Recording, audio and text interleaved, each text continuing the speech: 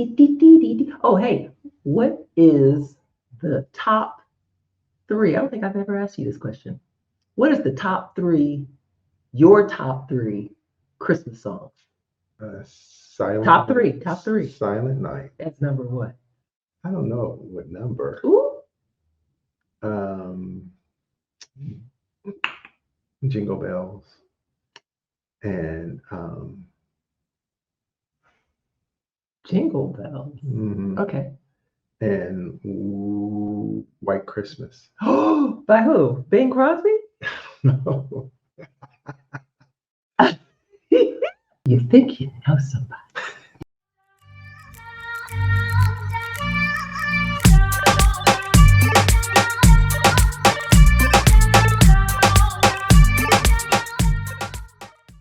Donny Hathaway, This Christmas. Nat King Cole, The Christmas Song. Okay. And that's number one. Mm. That's number one. And then I think the third one would be Santa Baby. What's up, everybody? This is Lamar. And this is Angela. Welcome to our channel. If you have not subscribed, can you do us a favor? Can you do us a favor? I'm not too proud to beg. Click the like button right there below and then subscribe to our channel because we are coming to you live as much as we can, bringing you new content about living this thing we call the expat life. Yep. And right now, as you can see, It's Christmas. it's Christmas. And I thought we should probably talk about the experience of holidays for expats. When you have moved abroad and you have are living in a whole different country, how the holidays hit for you. And so, what are your thoughts about living abroad? This is our Second second set of Christmases and Thanksgivings. Abroad, yeah. We Here in Mexico. are living in Mexico and living a beautiful, fantastic life here in Mexico. But holidays are a thing because we're big Christmas folk around here. I don't know if you guys know. Right. We are big Christmas folks. Prior to when we were living in the States, we were, first of all, I'm a Christmas baby, and that is our all-time favorite holiday of the year. We would do up Christmas, and have what? How many Christmas trees would we wind up having? We had a live tree, real tall kind of department Three, store. maybe four Christmas And trees. then one in the basement. Oh yeah, whole house decorated. Yeah. My sister said our house used to throw up Christmas. Really? Yeah, we decorated the bushes out front and the trees and around the porch and the wreath over the garage. Won a couple neighborhood Christmas decoration contests too. I did. Yeah. So we were really big Christmas people, and Thanksgiving. Thanksgiving is kind of that season that starts it all off for us. And we would normally host Thanksgiving at our house for 20, 25 people sometimes. Yeah, sometimes it was quite a few of the family members there. And we cook from scratch. Yeah. Okay. We cook from scratch. Yeah. So Thanksgiving and Christmas holidays were a big thing and can be one of those issues for many people who are thinking about moving abroad or have moved abroad and are now experiencing a new normal. Yeah. So some of the things that we want to talk about are. So what we want to talk about today is bring you 5 things that you need to consider when you are becoming an expat or perhaps even contemplating a move abroad. Those kinds of things that you need to think about when thinking about the holidays. First off, in terms of creating this life, you need to really focus and understand what your emotional needs are during the holidays.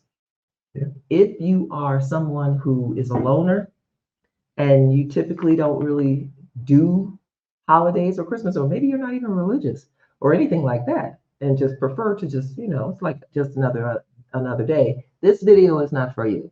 Yeah. I grew up with Christmas, real trees, real lights, old school lights, not the, Not the fake lights. What is it? Real? incandescent lights, the color lights, the big bulbs. Oh, right. The big bulbs, the ones that if you hit up against the house or anything hard, they would break. Oh, wow. The Not, glass kind. yeah, not the LED or anything like that. Old school.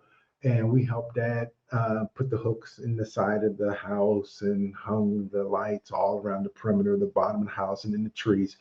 And then we went out and. So is that your emotional need? It's not an emotion; it's a memory thing that ties into emotions.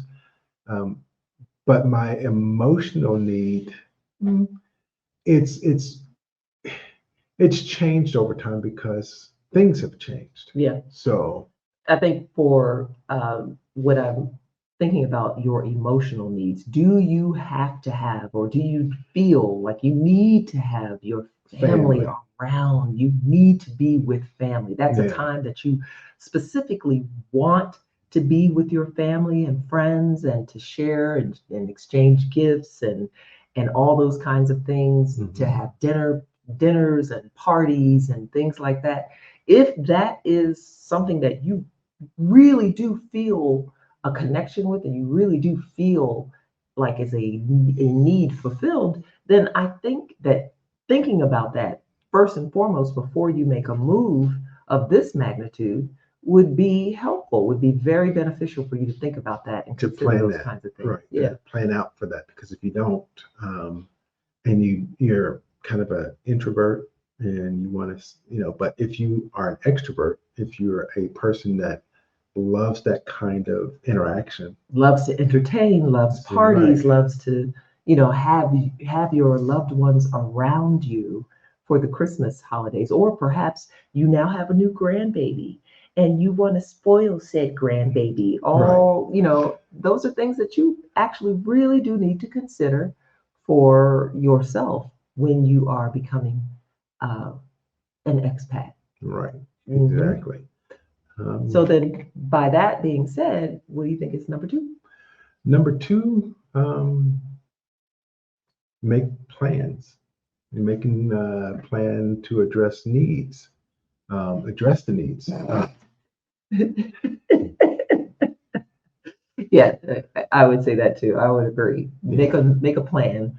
Make a plan. How are you going to do this? Because when you move to a new country, new location, I mean, it's kind of the same if you moved in the United States, if you move to another state. Right, true. But somebody's on the East Coast, families on the West Coast, or vice versa. When you move to another country, it gives a few more issues as far as travel, things like that. You have to have passports, all that kind of thing. And then it makes a difference for them getting there to you too. Right. So this really could go for whether or not you are moving as expats or just moving from across the country or another part to another state. Right. It just makes it that much more difficult when you are out of the country. Right. But either way, you need to have a plan in place, a budget plan, a financial plan. So, because if you're planning to fly back home for Christmas and the holidays, then are you staying with family? Are you getting a hotel? Are you renting an Airbnb? Renting a car? Renting a car. Who's coming with?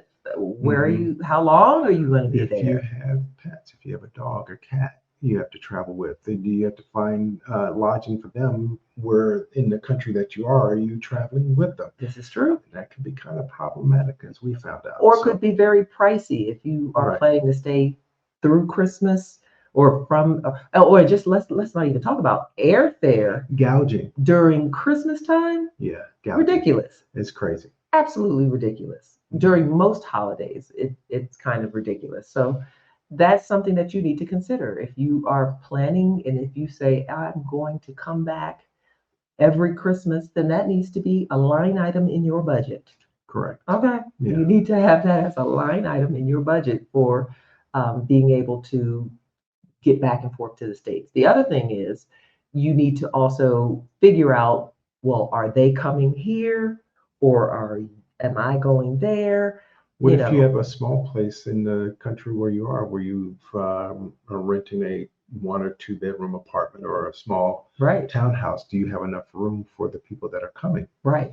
Or perhaps all of you decide we're all going someplace and meeting someplace together and renting an Airbnb and staying together at that Airbnb. Whichever way you work it, you just need to have a plan in place that addresses those needs. Because if it is a really big thing for you to have your family all around and to be able to exchange gifts and drink hot cocoa and sit by the fire and all that kind of, or sit by the beach. I mean, Yeah. hello.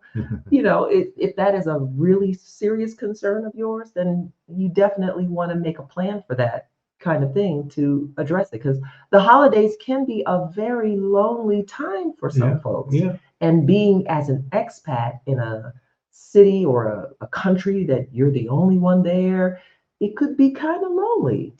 For sure. I know for a fact that, change is the only constant in life. And things have changed around Christmas for me. From living at home to not living at home when I moved out to parents getting older, things like for me getting married, change there. Well, that brings us to our very next point in terms of our helpful tips, which Building a is number 3, community. building a community. Right. Yeah. You don't have the people that you had normally Right. around.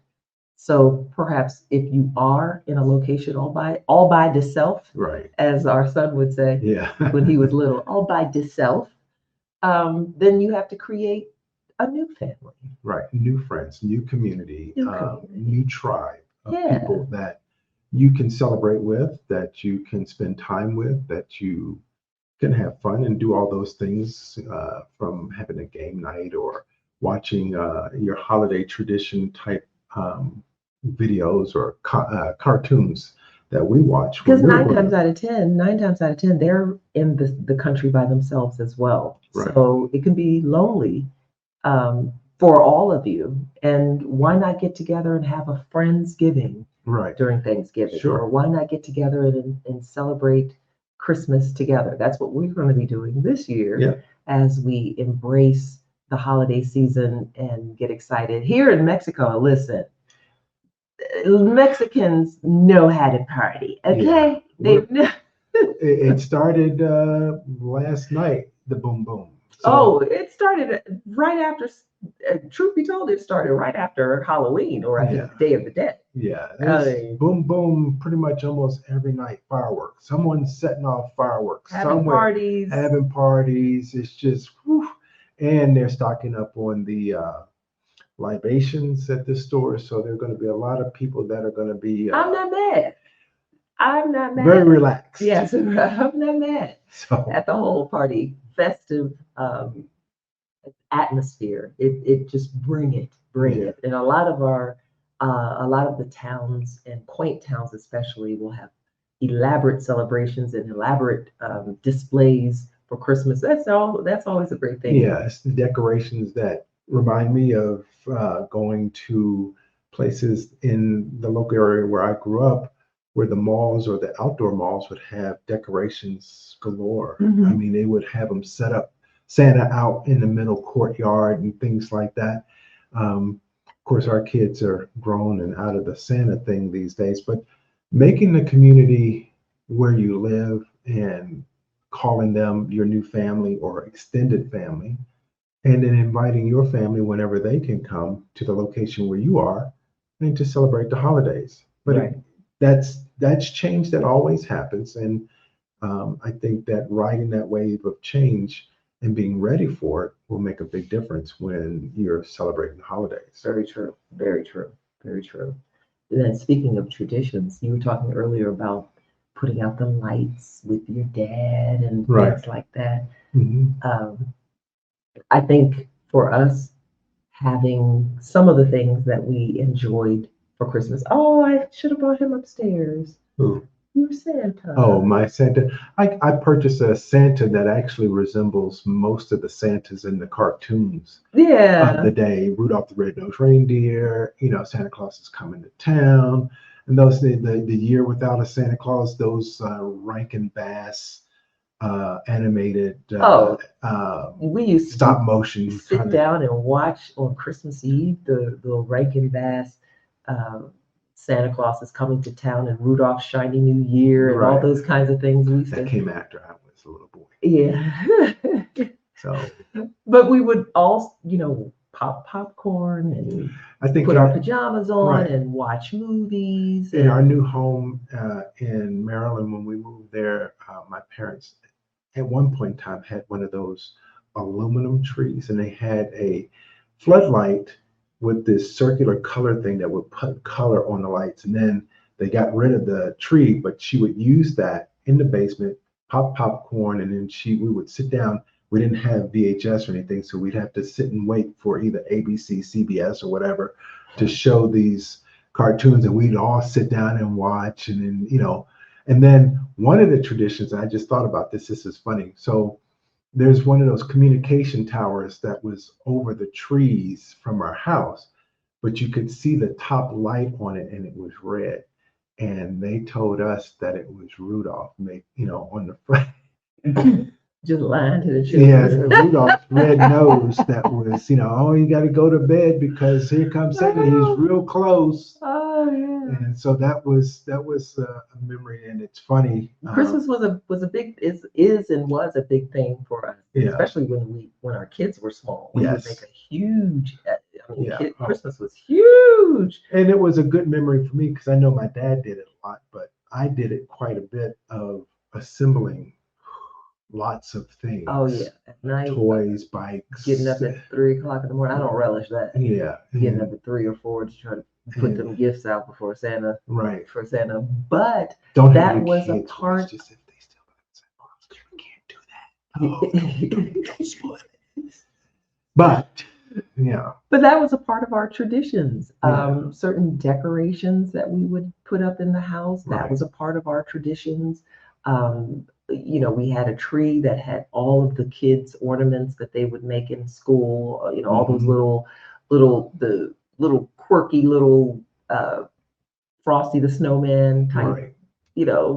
ornaments that they would bring Rudolph the home in Red-Nosed second. Reindeer with the little Missing a reindeer nose or something like that.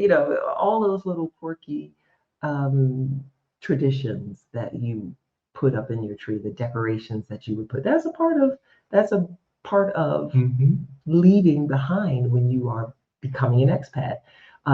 That you may opt to leave those things behind. You don't have to. You don't have to. Your journey is your journey. Exactly. And if you have some ornaments and things from your past, that you box them up. Yeah, we brought with us some of those little things like Lamar is talking about, and we also even we had some stockings that we hung over our fireplace, right, that had our embroidered names for each of us and our children on it. We kept them. Yeah, we still have them. We still have what's his real name? There's two of them.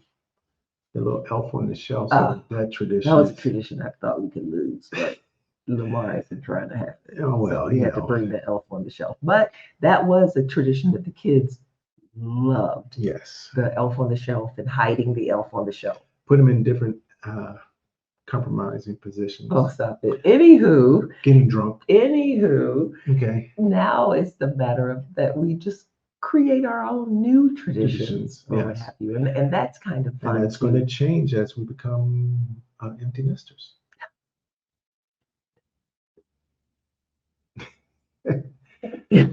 Now, it could change again when the kids come back home and bring their children. And hopefully we'll be able to witness that for a few years before. Yeah, I'm not ready right now. Yeah. But empty nesters. Yep.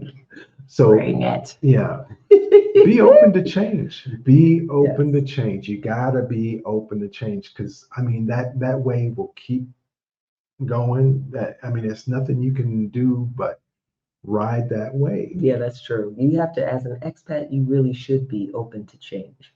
That should be the first and foremost thing that you are incorporating in your mindset, is that things will be different. Different. Period. Full stop. It's going to be different. And so how will things look? It kind of depends on you and how you want them to look. But just understand that things are going to now be different. But they would have been different either way. If you are back in your regular situation of where you used to live, things are going to be different. Christmas looked a lot different. When we first got married, Yes. his family kind of expected him to come over to their house for Christmas breakfast and Christmas morning. If you rewind the tape, I mean, that was an expectation when I initially moved out and I was single. And I was like, no, I don't live there anymore. So I had my own Christmas tree that I put up in my 2-bedroom condo. And you were feeling yourself, right? Yeah. And then when I got up, my sister wanted me to stay Christmas Eve night. I said, no, I don't live there anymore. So those things, I had to embrace that change. And then got up the next morning, got ready, and then went over for breakfast. And then I spent most of the day there. Yeah, but then when we got married, then I came in the picture. It was like, I'm not going over to your mama's house. I mean, we can go later on, but I gotta get up and go. But then mom did cook Christmas dinner. Yeah, well, and she threw down, so it was worth the visit. Yeah. And then we go over and get the gifts and everything, and Vanessa would open her gifts and things like that. Right. And then Gabby and Ben came along, and then that made gifts galore. But then again, the situation had to change because we had 2 small kids at home we had 3 kids. We had 3 kids. And so asking the kids to put down all your toys and stop so that we can get dressed and drive for almost an hour down to back to the DC area where our family was, that was like, that got old real quick. Right. So that changed where they would come up the day after or that weekend or whatever after Christmas to bring the gifts, and so that we could exchange gifts and open gifts, and they could sit and spend time with the kids and things. And especially my parents, since I'm the only one that's married and has children, they wanted to spend as much time as they could with their grandchildren. And now all of our parents have made transition. And so things look different yet again. And now that we are getting close to the kids being off and on their own and doing their all 3 individual things, things are going to look different yet again. And then I could even imagine once they have families of their own, our Christmas traditions may change again because grandma and grandpa, or Papa and Gigi, may have to fly to wherever they are to get together. Who knows? But just be open to the fact that things are going to change. Change, for sure. But whatever that change is, make it a glorious, happy, fun time. Make it the best that you can make it, and enjoy your time with Christmas. Because again, Angela said it earlier, it is what you make it. It is. It's what you make it and how you want it. We still are decorating the house here. And tree number 2. The next thing to do is to decorate and put some lights around the house. We just getting started over her. We just getting started. So again, thank you for tuning in on this video. Don't forget to like and subscribe. Hit that notification bell right down there. Yes. And to be notified the next time we post a video. Yes. All right. Till next time. Bye. See ya.